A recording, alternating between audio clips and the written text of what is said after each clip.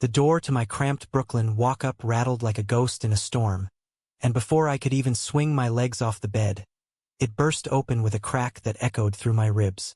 Rain-slicked and wild-eyed, he stumbled in, a silhouette carved from the thunderous night outside, his leather jacket dripping puddles on my thrift store rug.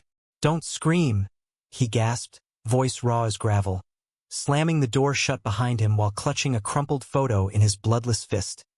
My face staring back from it, a snapshot I'd lost years ago. I bolted upright, heart hammering against my chest like it wanted out. The stale air of my one-room apartment thickening with the scent of wet asphalt and desperation. Nathan Hale, that was me, 28 and fraying at the edges, the kind of guy who paid rent with freelance graphic gigs and drowned regrets in cheap whiskey. The photo trembled in his hand, my younger self grinning stupidly from a college party, oblivious to the man now invading my sanctuary. "Who the hell are you?" I choked out, fumbling for my phone on the nightstand. But his eyes, sharp, haunted blue, locked onto mine, and something in them pinned me still. He collapsed against the wall, sliding down like his bones had turned to lead, the photo fluttering to the floor between us. "I'm the ghost you buried," he whispered, and in that moment, as lightning forked the sky and thunder shook the thin walls, I realized he wasn't a stranger at all. He was Jonathan, the brother I'd disowned a decade ago, the one who'd vanished after Dad's funeral with a secret that shattered our family like cheap glass. The rain hammered the fire escape outside my window like it was trying to break in, mirroring the chaos uncoiling in my gut. Jonathan, God Jonathan, huddled there on the floor, his chest heaving under that soaked jacket, water pooling around his boots like a halo of regret. I hadn't seen him since I was 18, since that sweltering August afternoon when Mom handed me the letter he'd left behind. "I'm sorry, Nate. I can't pretend anymore. Tell Dad I love him even if he hates me." Pretend what? We'd all known, in the whispers and the averted eyes, that my big brother was gay. But in our Bible Belt suburb outside Philly, coming out wasn't a revelation. It was a detonation. I'd chosen sides back then, the coward's path. Dad's red-faced rages, Mom's silent tears.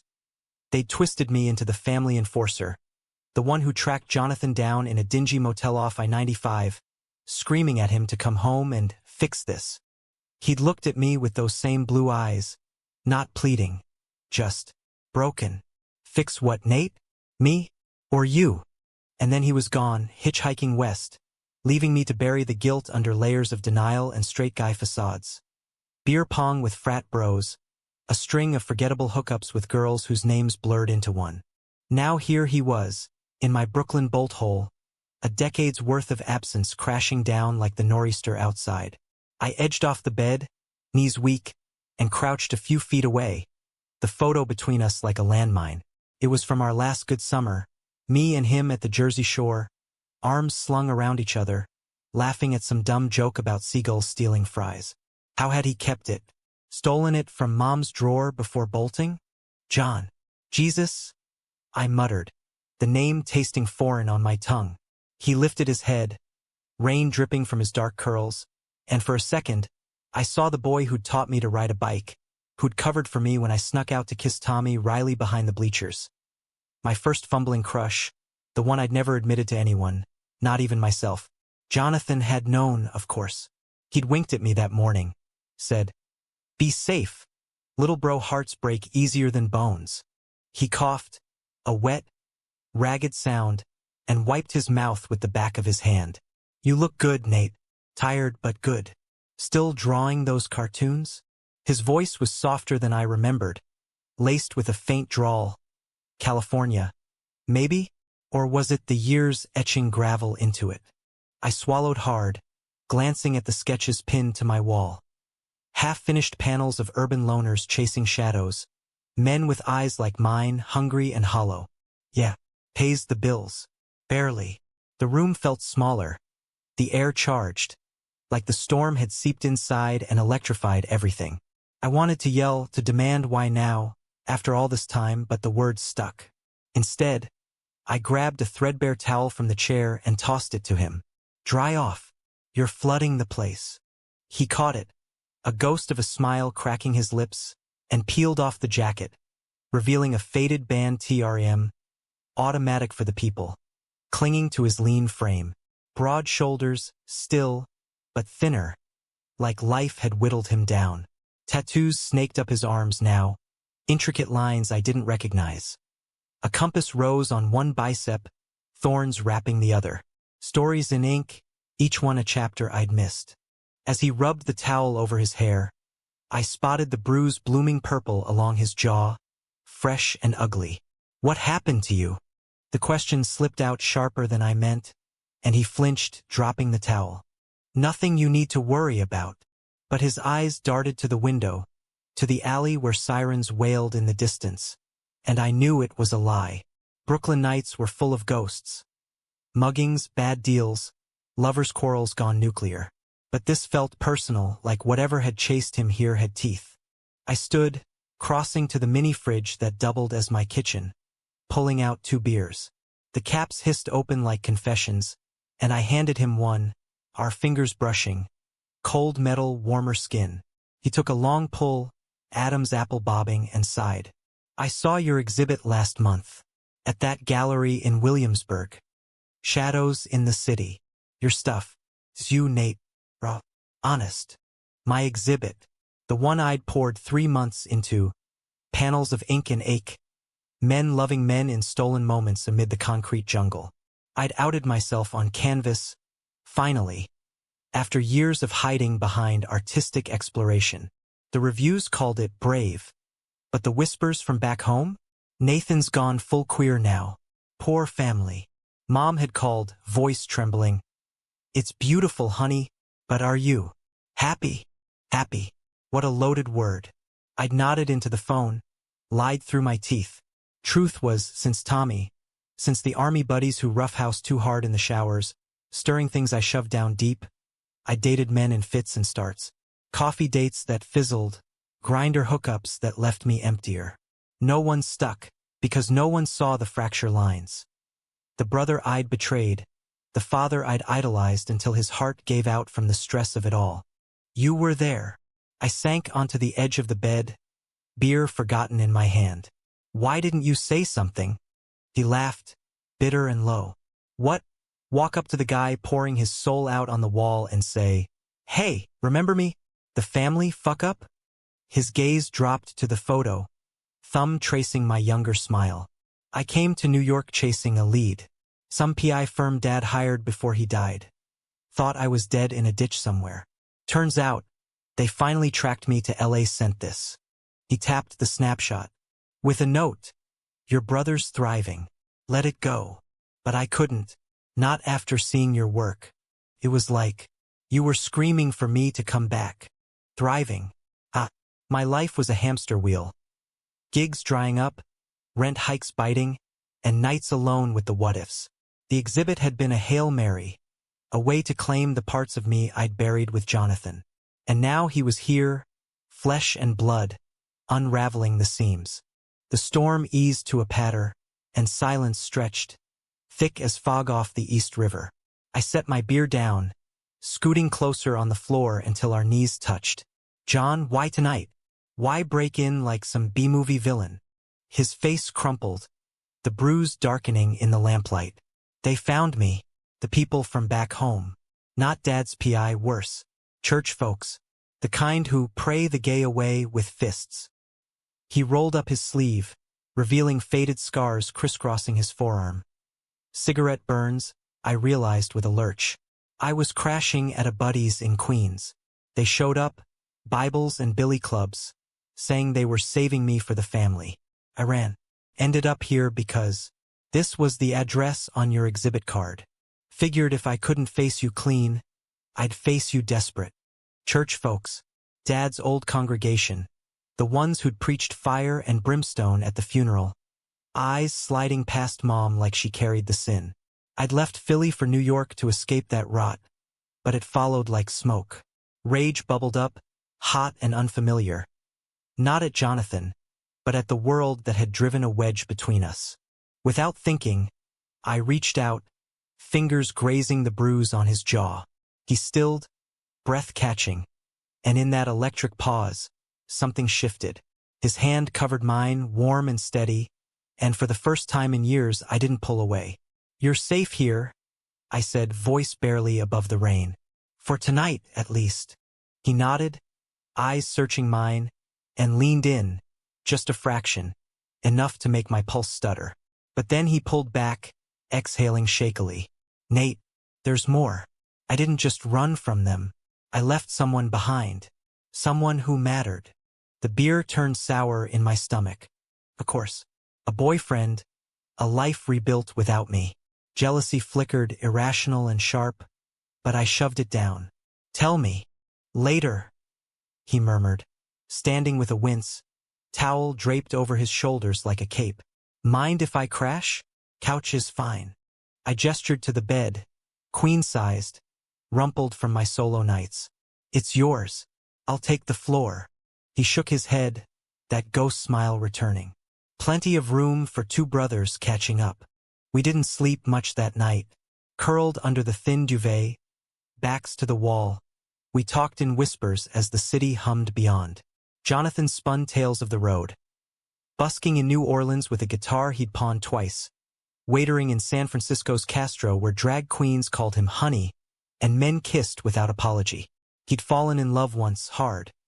A tattoo artist named Riley with ink like war paint and a laugh that lit rooms. But Riley wanted roots. Jonathan was tumbleweed, scarred and skittish. "And you?" he asked, voice soft in the dark.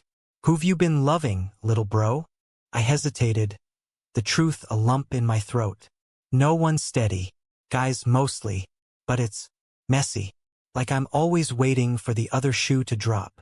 He turned then, propping on an elbow, moonlight silvering his face.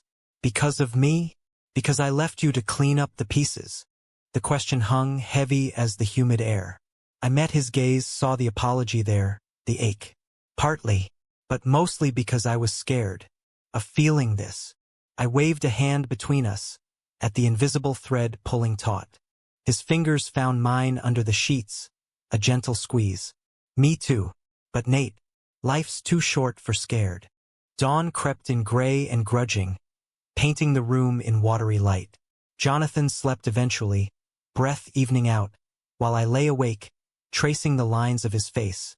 The brother lost, the man found. What he'd done that night, crashing into my world like a rogue wave, wasn't just survival. It was resurrection. And as the city stirred, horns blaring and vendors shouting, I wondered if I was ready for the flood that followed. But ready or not, it was coming. The churchgoers wouldn't stop at one raid. They'd dig, unearth every buried secret. And Jonathan's someone left behind? That shadow loomed larger than he'd let on. A betrayal waiting to bloom. Morning light sliced through the blinds like accusations, turning the dust motes into tiny accusations dancing over Jonathan's sleeping form. I slipped out of bed quiet as a thief, padding to the kitchenette to brew coffee. Strong, black, the way Dad used to make it before everything soured. The pot gurgled like old regrets, and I leaned against the counter, staring at the photo on the floor. My younger self grinned up, innocent, while the man beside me carried the weight of our shared sins. Jonathan stirred as the aroma hit, groaning like a man surfacing from deep water. "Smells like home," he mumbled, sitting up with a grimace, hand probing the bruise. His eyes found mine across the room, soft with unguarded vulnerability, and my chest tightened. Familiar, yet new, like rediscovering a limb you'd thought severed. "Philly roast from the bodega downstairs," I said, pouring 2 mugs. "Closest I get to nostalgia without the baggage." I handed him one, our fingers brushing again, that spark lingering like static on wool. He took a sip, sighing, and for a moment we were just 2 guys in a kitchen, not exiles piecing together a fractured bond. We ate standing up, toast slathered in peanut butter, the kind of meal that fills space but not souls. He talked more about LA, the sprawl of it. Palm trees like drunken sentinels, beaches where surfers rode waves at dawn, and nights in West Hollywood clubs where bodies moved like liquid fire, unashamed. "It's freedom, Nate. Messy, expensive freedom. But you learn to breathe there." I nodded, crumbs sticking in my throat. My New York was grittier. subways rattling like confessions, street art screaming what words couldn't. I'd come here after Dad's death, chasing anonymity in the crowd, but the loneliness clung like humidity. Sounds better than dodging Mom's voicemails. She still prays for us both, you know? Prayers for wayward sons. His laugh was sharp, pained. Wayward, that's polite. Last I heard from her, before the silence, she called me unnatural. He set the mug down, knuckles white. Dad's heart attack? Blamed it on me. Said my lifestyle killed him. The words landed like punches, each one echoing the eulogy I'd sat through. Stone-faced in the front pew, while the preacher droned about sin and salvation. I'd wanted to scream then, to tell them Jonathan's truth hadn't loaded the gun. Dad's bigotry had pulled the trigger, but I'd stayed silent, the good son, the straight one. Until the exhibit, until the panels where I'd drawn us. Brothers divided by a chasm of fear, reaching across with trembling hands. I'm sorry, I whispered, stepping closer. Close enough to smell the rain-fresh scent still clinging to him. For not fighting harder. For chasing you away. He looked up, eyes glistening, not tears, but close. You were a kid, Nate. Teen. I was the one who ran. His hand lifted, hesitating, then cupped my cheek, thumb rough against my stubble. The touch was brotherly, platonic, but it ignited something deeper, a warmth I denied for years. In the queer corners of Brooklyn, pride parades with rainbow flags whipping like battle standards, bars where men slow dance to Springsteen. I'd learned to name it. Desire, fluid and fierce. But with Jonathan, it was taboo wrapped in tenderness. A line I wasn't sure I could cross without shattering. We broke apart at a knock. Sharp, insistent. My landlord, Mrs. Kowalski, her Polish accent thick as pierogies. Nathan, rent's late again. I hear voices. Party boy got company. Jonathan tensed, coffee sloshing. But I waved him off, cracking the door. Just a friend, Mrs. K. Checks in the mail, promise. She harumphed, eyeing the chain lock like it offended her, but shuffled away, muttering about hipsters and their drama. Close call, he said when I turned back, but his smile didn't reach his eyes. He glanced at his phone, battery dead, and cursed under his breath. Need to charge this. See if Riley's blown it up yet. Riley. The name hung like smoke. I busied myself rinsing mugs, water scalding my hands. Tell me about him. The one you left. Jonathan plugged in the charger, pacing the 5 feet his cord allowed. Met him 3 years ago. Dive bar in Silver Lake. He was inking a client's back. A phoenix rising from flames. I watched, mesmerized. We talked Kerouac till closing. Ended up at his place. He paused, a flush creeping up his neck. Riley's fire, Nate. Intense. Pushes you to feel everything, no filters. Taught me to stop running from the ink on my skin. The scars. I leaned against the sink, arms crossed to hide the twist in my gut. Jealousy? Of a ghost? Sounds perfect. Why leave? Not perfect. He stopped pacing, facing me square. He wanted marriage, kids maybe, surrogacy, the works. Panicked. Thought I'd drag him down with my baggage. His voice cracked. Then the church crew showed up last week.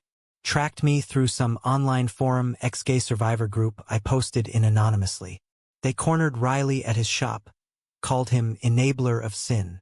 He fought back, but they trashed the place. Vowed to expose us both. Christ.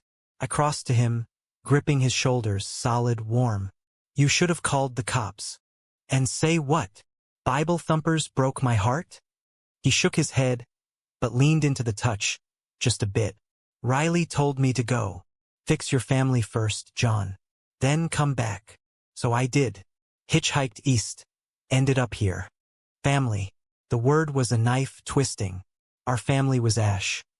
Mom in her Philly row house, knitting prayer shawls for the congregation that shunned her. No siblings but us, the Hale boys, bound by blood and broken by secrets. I'd built a new one in New York, sketch buddies at the co-op. A barista crush named Alex who flirted with lattes but ghosted texts. But it was fragile, foam on a flat beer. Stay, I blurted, surprising myself. Till it blows over. Couch is yours. His eyes lit, grateful. Yeah? No pressure. None. But as he nodded, pulling me into a hug, arms strong around my back, chin on my shoulder, the pressure built, a tide rising.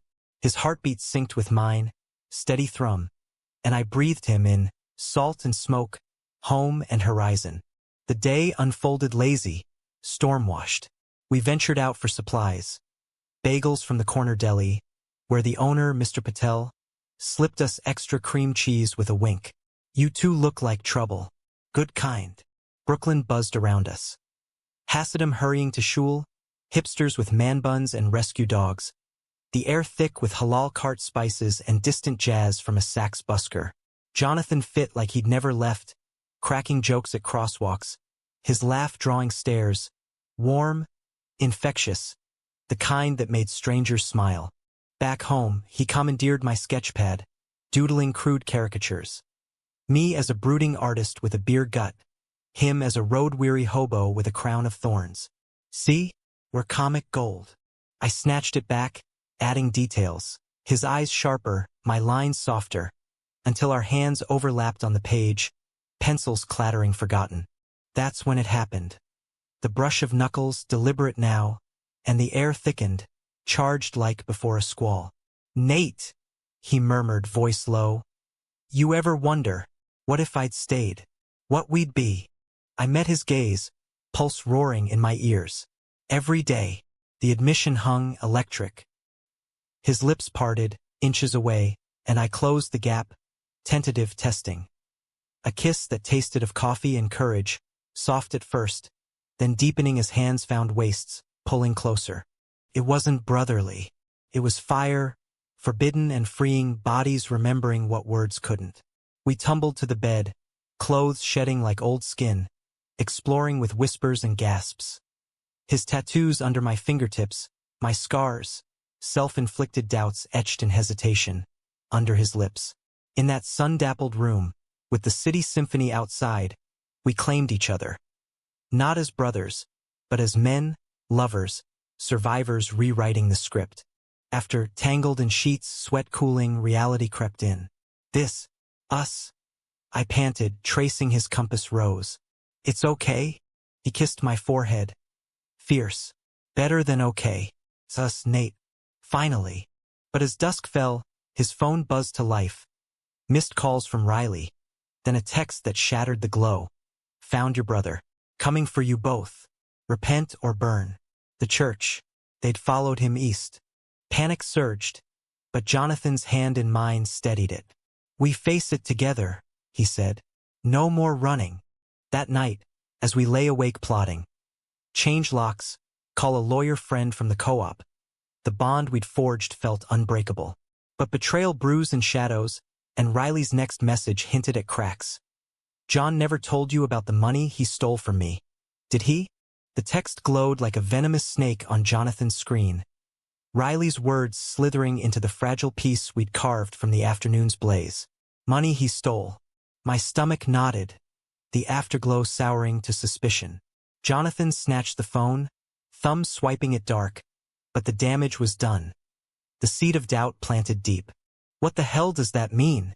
I pushed up on an elbow, sheets pooling at my waist, the city lights flickering Morse code through the blinds.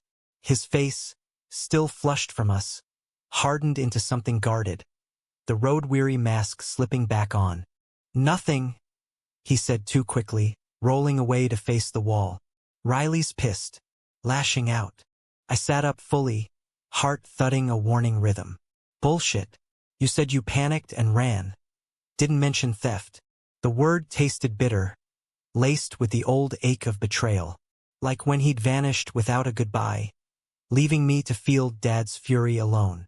Or when I'd hidden my own queerness, stealing pieces of myself to fit the straitjacket of family expectation. He sighed, heavy, and turned back, blue eyes stormy. It's not what you think. I borrowed $5,000 for bus fare and a fresh start. Meant to pay it back. But then the church hit and time got away. Borrowed. I echoed, voice flat. $5,000 was rent for a year in the shoebox. Gigs I'd hustled for months. From your boyfriend? Without asking. Ex-boyfriend, he corrected, sitting up, knees drawn like a shield. And yeah, it was shitty, but Riley's got money, shops booming, side hustles in crypto or whatever. He won't miss it. The rationalization hung thin, fraying under my glare. I swung my legs off the bed, grabbing boxers from the floor, the cool air raising gooseflesh on my skin. That's not the point. Trust, John. We crossed a line today. And now this. His hand reached for mine, but I stepped back, the space between us widening like a fault line. Nate, please. It's ancient history. I came here for you, not to drag old crap in. But it was here now, stinking up the room like week-old takeout. I paced to the window, pressing my forehead to the glass. Brooklyn sprawled below, a glittering beast indifferent to human mess. Down there, lives intersected in bars and brownstones. Queer kids finding family in dive lounges. Artists bartering dreams for drafts. I'd found solace in that chaos, sketching strangers' stories to avoid my own. But Jonathan? He'd always been the bold one, the comet streaking across my steady orbit. Tell me everything, I demanded, turning.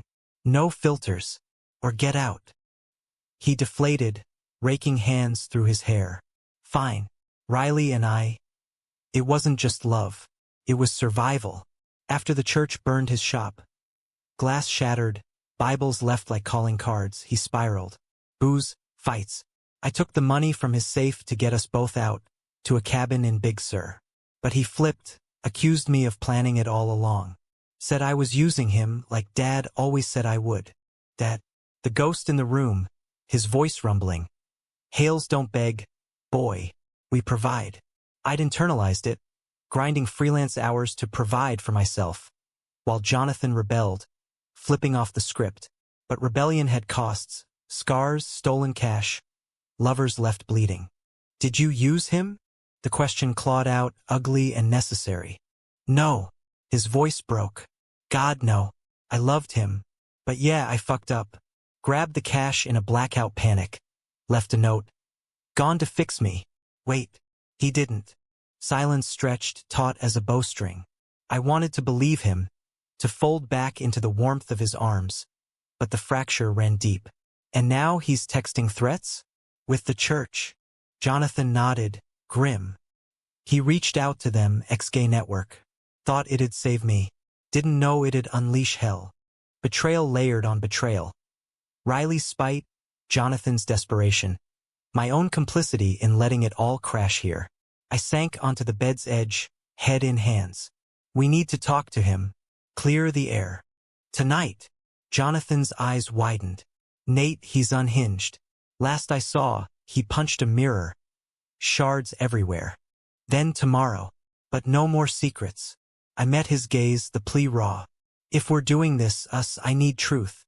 He crawled across the mattress, kneeling before me, hands on my knees. Truth. I came here because your art called me home. Because seeing you own your story made me want mine to intersect again. And yeah, I kissed you today because it's always been you, Nate. The one I measured everyone against. The confession hit like vertigo, the room tilting. Always been you. Flashes.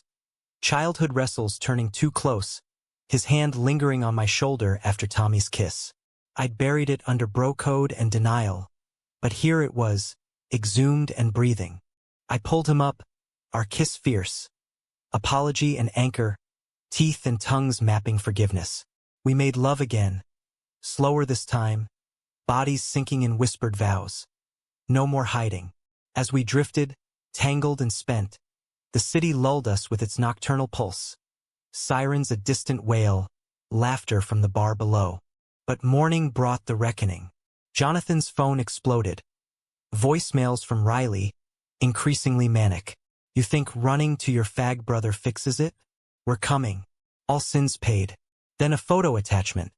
Jonathan's face, photoshopped onto a wanted poster, captioned repent or rot. We bolt, I said, stuffing clothes into a duffel. My buddy Marco's got a spare room in the village. Safer. Jonathan hesitated, eyes on the window. Or we fight. Call the cops. Expose them. With what proof? I zipped the bag, frustration spiking. Your word against theirs. And that money. I told you, I'll pay it back. He grabbed my arm, urgent. With interest. From my savings. Tips from years on the road. Savings. Another layer. You have money? After stealing. It's not. He stopped, jaw clenching. It's from busking odd jobs. Clean. Doubt flickered again, but time pressed. We fled the apartment mid-morning. Hoods up against a drizzle that slicked the streets like oil. The subway swallowed us. F-train rattling toward Manhattan. Bodies pressed close in the sway. Jonathan's hand in mine under the crush. Thumbs stroking my knuckles. A lifeline amid the ads for therapy apps and off-Broadway shows promising redemption arcs.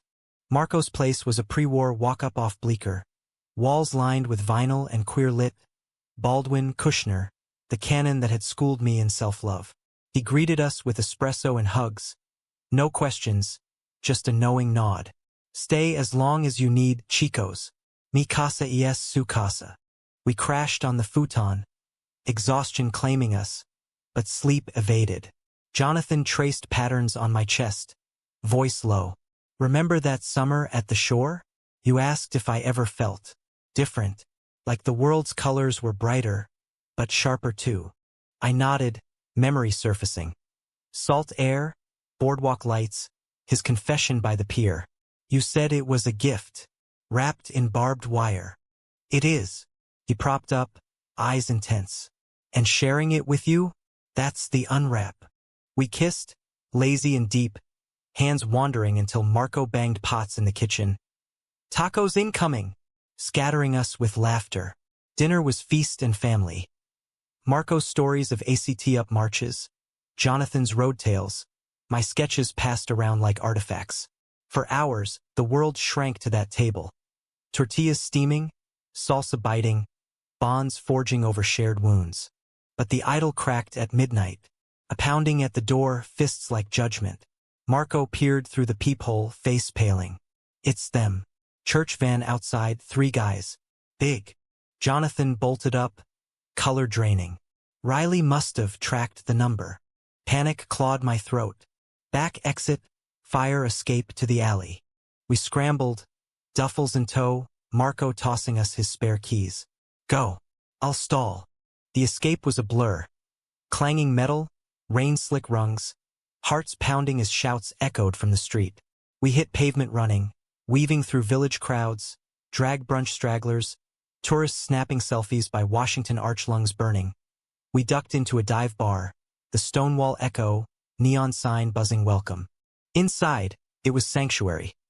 Rainbow flags drooping like weary warriors, jukebox crooning Billie Holiday. We slid into a booth, breaths ragged, hands clasped under the table. That was too close, I gasped, signaling for whiskeys. Jonathan nodded, scanning the door. They're organized, like a cult hit squad. The drinks arrived, amber fire in tumblers. We clinked, a toast to survival, but his eyes held shadows. Nate, about the money. Riley's twisting it. But there's truth, he invested it, lost it on a bad tip. Blames me. Another half-truth? I sipped, the burn steadying. Then we confront him. End this. Before he could answer, the door swung wide. Not churchgoers, but Riley himself. Tall, inked arms crossed, green eyes blazing across the dim room. He spotted us, striding over like a storm front. John. The name was a whipcrack. You ghost me for this? Jonathan stood, shielding me instinctively. Riley. How? PI same as your old man's. Tracked the signal. His gaze slid to me, assessing, then back. Stole my savings, then run to family? Classy. It was a loan, Jonathan growled. I'll wire it tomorrow. Riley laughed, cold. Loan? You vanished with half my nest egg. After I covered your ass from those zealots. The bar hushed, patrons sensing drama. I rose, hand on Jonathan's arm. Back off. You sicked them on us. Me? Riley's face twisted. I tried saving you, John. From this, whatever incestuous bullshit you're playing. The slur landed like a slap, heads turning. Jonathan lunged, but I held him back. He's lying, I hissed. To hurt us. Riley's eyes narrowed on me. Ask him about the safe. Not just money, letters. From your dad. Hired me to find John. Paid me to reform him. Dad? The revelation reeled me. Jonathan paled. What letters? Riley smirked, pulling an envelope from his jacket. Yellowed, addressed to Jonathan. Read it. Then tell me he's not poison. The envelope trembled in Jonathan's grip like a live wire, the bar's murmur fading to a dull roar in my ears. Riley loomed, a tattooed specter of vengeance, while patrons pretended not to stare. Whispers rippling like pond stones. Drama at the bar. Family feud. Queer mess. The Stonewall Echo, named for the uprising that birthed a movement, now hosted our private implosion. History's ghosts watching with ironic detachment. Open it, Riley pressed, voice oily. Or I will. Jonathan's jaw worked, eyes flicking to me. Pleading, then resolute. He tore the seal, unfolding the pages with hands that shook. I leaned in, breath held, as his lips moved silently over Dad's scrawl. Tight, angry cursive, ink bleeding from pressure. Son, if you're reading this, you're still breathing, which is more than you deserve after the shame you brought. I hired Riley to drag you back, make you right. Not for love, for duty. Repent or stay dead to us. Nathan's the man now. Don't poison him too. The words clawed out. Venom distilled from a lifetime of repression. Dad's bigotry. Distilled. Not grief for a lost boy, but rage at a shame. Jonathan's face crumpled, the letter fluttering to the table like a wounded bird. You kept this? He whispered to Riley. Why? Riley shrugged, but his eyes, hurt flickered beneath the hate. Hoped it'd wake you up. Instead, you steal from me, run to him. He jabbed a finger at me. The man of the family. What a joke. I snatched the letter, scanning the rest. Details of payments to Riley. $5,000 up front. More promised for results. The money Jonathan borrowed? Bait, perhaps, or coincidence. But the betrayal layered. Dad outsourcing our fracture. Riley playing bounty hunter for cash and crusade. Get out, I snarled, crumpling the paper. Before I call the cops for harassment. Riley laughed. Bitter. Harassment? Try extortion. I know about your little art scam. Nathan selling brave sketches while dodging taxes. One call to the IRS. Bluff or not, it stung. My gigs teetered on gray area invoices. Freedom's price in a city that chewed creators. Jonathan stepped forward, chest to chest with Riley. Leave him out. This is between us. Riley's gaze softened a fraction. Old love cracking the facade. Was John. Till you made it war. He backed away, tossing a final barb. Church vans circling. Tip I gave him, your new hideout. Run while you can. The door slammed behind him, bell jangling like alarm. The bar exhaled, conversations resuming, but we were adrift. Jonathan staring at the letter's remnants, me calculating escapes.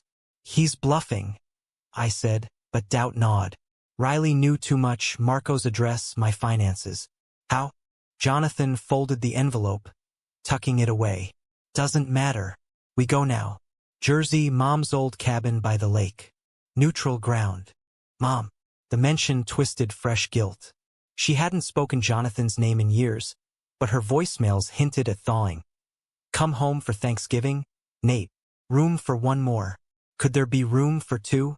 We slipped out the back, alley dank with garbage and regret, hailing a cab to Penn Station. The ride was silent, hands linked across the vinyl seat, Brooklyn fading to Midtown's glare. At the platform, amid rush-hour herds, Jonathan bought tickets. Amtrak to Philly, then a rental car. 2 hours to the lake, he murmured, boarding call echoing. Time to breathe. The train lurched south, Hudson blurring to Rust Belt relics. We claimed seats in the quiet car, knees touching, whispering plans. Confront Mom, wire Riley the cash, lawyer up against the church. But undercurrents pulled, the letters poison seeping, questions unasked. "Tell me about the letters," I said finally as suburbs scrolled by. "Did Dad ever try reaching out before?" Jonathan stared out the window, reflection ghostly. "Once. Postcard from Atlantic City year after I left. Come home, boy. We can fix this." I burned it. Thought it was a trap. Fix this. Dad's mantra. Wielded like a hammer. Fix the car. Fix the roof. Fix the deviance. I'd hammered alongside, young and zealous, until his deathbed whisper. "Take care of your mother, Nate, and forgive your brother, he's all we got left." Forgiveness. I'd hoarded it like miser's gold, doling none to myself. The lake cabin emerged at dusk, a sagging A-frame off a dirt road, pines whispering secrets. Mom had deeded it to me after Dad, for memories. But I'd only visited once, sketching ghosts in the loft. Jonathan unlocked the door with a key from under the mat. Familiar, fitting the warped frame like he'd never left. Inside, it smelled of cedar and neglect. Stone fireplace cold, quilts folded neat on the couch. We built a fire, crackling life against the chill, and heated canned soup, eating cross-legged on the rug. Flames danced shadows on his face, softening the bruise, and I traced it with a finger. "Riley hit you?" He nodded, stirring embers. "Fight before I left." He found the letters, confronted me, said I was chasing dead men instead of us. The ghost between them loomed, but tonight, it was ours. We made love by firelight, slow and sacred bodies arching like bows, moans swallowed in kisses. His tattoos gleamed gold. Compass pointing true, thorns yielding to touch. "I love you," he breathed after. Words I'd waited lifetimes for. "Always have." "I know," I whispered back, heart full. "Me too." Sleep came deep, lulled by loons on the lake. But dawn shattered it. Tires crunching gravel, voices barking orders. Church van, Riley's tip true.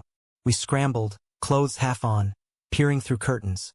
5 men, crosses gleaming, shotguns casual in grips. Not props, real. "Philly PD won't come out here quick," Jonathan hissed, grabbing the duffel. Back door, woods to the road. We bolted into mist-shrouded pines, branches whipping faces, breath fogging. Gunshots cracked, warnings, splintering bark. But we ran, hands locked, hearts synced in terror. Miles blurred, lungs searing, until we burst onto Route 29. Flagging a pickup, old farmer, eyes kind. "Trouble?" he grunted, door creaking open. "Worse?" I panted, Jonathan diving in beside me. "Church vigilantes." He whistled low, gunning the engine. "Heard 'bout them. Drop you at the station." Philly sprawl greeted us, Amtrak again, back to New York, loop closing. In the cab, Jonathan's head on my shoulder, exhaustion claiming. "We can't keep running," he murmured. "Need to end it." At Penn, a burner phone call to Marco. Safe, church dispersed after cops arrived. But Riley vanished trail cold. We crashed at the co-op, my art haven. Lofts with exposed brick, canvases leaning like confessions. Days blurred. Me sketching fury. Panels of zealots with hollow eyes, brothers entwined defiantly. Jonathan buskied subways, guitar case filling with bills, wiring chunks to Riley anonymously. Silence from him, but church flyers appeared. "Hail sinners, repent." Our faces grainy, pasted on poles. Tension coiled, climax brewing. Then, betrayal's bloom. A knock at the co-op door. Not church mom. Frail in a cardigan, eyes wide at Jonathan. "Boys, I came to fix this." She'd seen the flyers driven through the night. Hugs were tear-streaked, accusations aired by the kiln's glow. "Your father.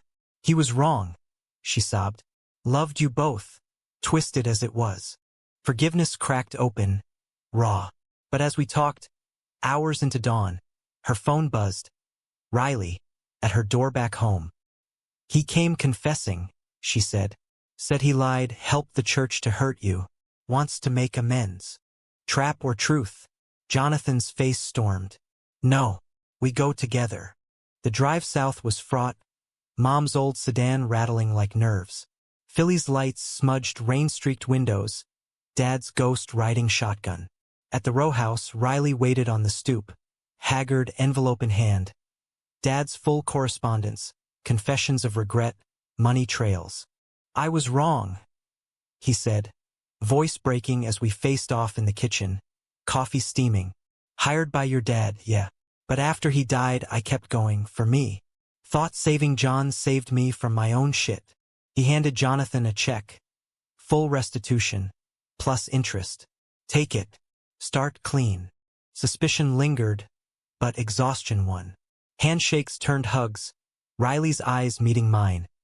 Apology in the grip. Protect him, Nathan. He's worth the fight. The kitchen clock ticked like a metronome to reconciliation. Steam curling from mugs like unspoken prayers as Riley's confession hung in the air. Mom hovered by the sink, hands twisting a dish rag, her face a map of weathered hope, lines etched by years of Sunday sermons and silent suppers. Jonathan stood rigid, check in hand, eyes flicking between the man who'd hunted him and the brother who'd hidden him. Me? I leaned against the fridge, arms crossed, the weight of Dad's letters pressing like an anvil on my chest. Why now?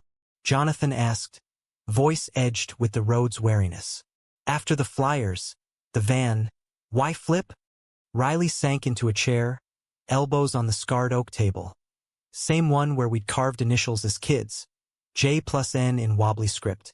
Hit rock bottom. Trashed my shop again, this time myself. Woke up in a cell, preacher's kid turned punchline. He met Jonathan's gaze, raw. Loved you, John. Still do in a busted way. But chasing ghosts? That's not love. It's chains.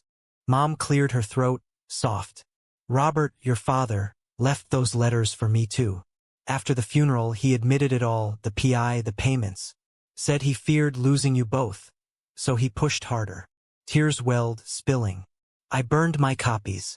Thought it'd bury the hate. But seeing your faces on those posters, it unearthed everything. The room tilted, emotions crashing. Grief for the father we'd half known. Pity for the lover turned foe. Love for the family reforging in firelight. I uncrossed my arms, stepping to Jonathan, hand on his back. Steady, claiming. We end it here. No more running.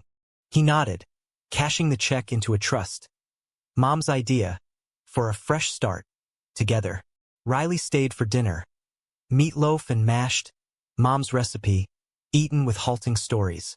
Laughter crept in, Jonathan's busking tales drawing chuckles. Riley's ink horror stories. A client demanding eternal youth via cartoon SpongeBob, easing tensions. By pie, walls crumbled. Riley admitting his church ties, a desperate bid for belonging after his own coming-out scars. Mom confessing late-night calls to queer hotlines, learning to unlearn the hate. As night deepened, Riley rose to leave. I'm heading west again. Clean slate, new shop in Portland.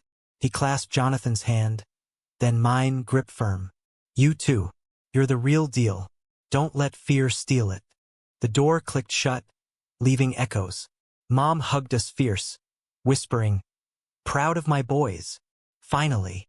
She drove Jonathan and me to the station at dawn, Amtrak northbound, her wave from the platform a benediction. New York reclaimed us, but changed. The co-op buzzing with our saga, canvases born of catharsis. Brothers Reckoning. A series of Jonathan and me, entwined against storm clouds, colors vivid as healed wounds. Gigs poured in, galleries calling, my name whispered in art circles not as brave, but brilliant. Jonathan stayed, busking less, collaborating more. His lyrics to my panels, a graphic novel brewing. Road ghosts, tales of queer wanderers finding harbor. Nights were ours. Rooftop picnics under stars smudged by city glow. Slow dances in the loft to Coltrane, bodies mapping futures instead of fractures. But climax lingered, unspent. A month in, church elders sued, defamation, claiming our slander via anonymous posts exposing their raids. Courtroom in Brooklyn Heights. Wood-paneled, air-conditioned indifference. Our lawyer, Marco's cousin. Fierce dyke with a Yale sheen. Dismantling their case with emails. Witness affidavits from Riley's Portland line. Jonathan testified first, voice steady. They didn't save me. They broke me. But love, that's the real salvation. His hand found mine under the table, squeeze electric. My turn. Sketches projected. Dad's letters read aloud. Mom's affidavit sealing. My sons are whole. Let them be. The judge ruled swift. Dismissed with restraining orders. A slap that stung their holy hides. Reporters swarmed outside. Mics thrusting. How's it feel to beat the bigots? Jonathan grinned, arm around me. Like coming home. Home. The word bloomed now, not haunted but hallowed. We moved to a larger walk-up in Bushwick. Loft with skylights. Fire escape for stargazing. Mom visited. Thanksgiving turkey carved with toasts to second chances. Riley sent postcards, shops thriving. Found a guy, tells bad puns. Missed the chaos. Betrayal scars faded, not gone. Therapy sessions unpacking Dad's shadow. Jonathan's ink sessions covering old burns with phoenixes. Ours was no fairy tale. Conflicts flared. My freelance slumps triggering old guilts. His wanderlust itching on rainy days. But we talked, touched, trusted. Mornings with coffee and crosswords. Evenings with sketches and songs. 1 year on, the exhibit opening, Shadows Redeemed, drew crowds to a Soho space, walls alive with our story. Jonathan stood beside me in a borrowed suit, blue eyes proud, as patrons murmured approval. You did this, he whispered, lips brushing my ear. We did. The most memorable scene. Us on the fire escape that first storm night, rain blurring the skyline, his hand in mine. A panel titled Stranger No More, capturing the hook of his arrival, the hook of our hearts. As confetti fell, Pride remix, rainbows in the rafters. I pulled him close, kissing deep amid applause. Life's drama, emotional tempests, romantic fires. They'd forged us, humanistic in the end. Not perfect, but profoundly us. Flawed men, loving fiercely, in America's beating heart.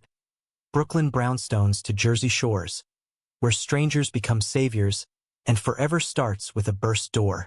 In the after-party haze, Jonathan raised a glass. To what he did, changed everything.